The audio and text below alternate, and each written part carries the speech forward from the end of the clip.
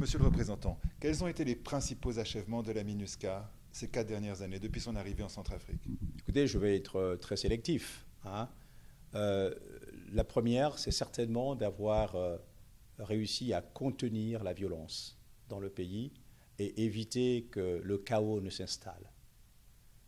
Travail inachevé, mais ô combien vital, et qui montre encore le chemin à suivre, comme nous l'avons fait à Pawa, comme nous le faisons aujourd'hui à Bangassou, comme nous sommes ensemble avec les forces de défense centrafricaines, les FACA, à Obo. L'avenir est dans ce partenariat et nous allons donc le poursuivre.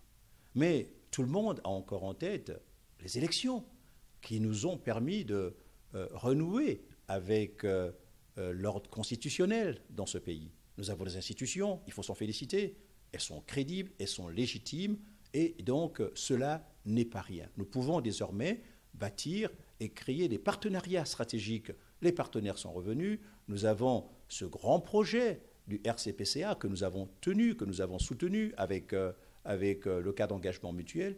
Tous ces cadres stratégiques rendent possible aujourd'hui la confiance, le retour de la confiance dans les autorités centrafricaines, et c'est cela qui permettra justement de bâtir une Centrafrique plus apaisée. Aujourd'hui, l'État revient partout.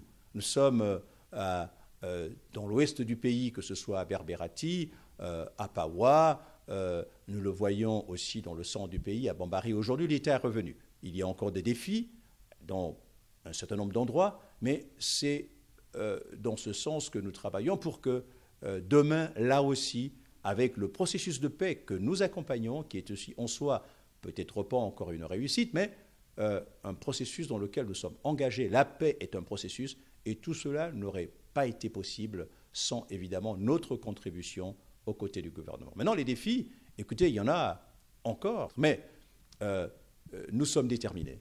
Et de voir que nous avons encore dans ce pays tant de personnes déplacées internes, que nous avons encore dans ce pays tant de réfugiés, cette souffrance infligée à des populations innocentes est inacceptable et nous donne en tout cas toutes les raisons de notre engagement continu aux côtés du gouvernement.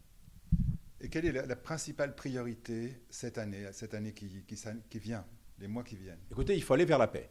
Il faut absolument que ce processus de paix qui a été engagé aboutisse. Et nous sommes aux côtés de l'Union africaine, avec le gouvernement, dans cet engagement pris pour que un accord rapide, mais solide, soit scellé et que les Centrafricains, enfin, puissent se concentrer à l'effort de relèvement du pays, à la mise en œuvre de programmes qui vont profiter directement aux populations pour qu'elles puissent aller vaquer à leurs occupations, cultiver, pêcher, produire, pour que demain, les enfants centrafricains puissent, évidemment, à travers l'accès à l'école, à la santé, que ces enfants-là puissent bâtir, puissent rêver d'un futur qui soit meilleur.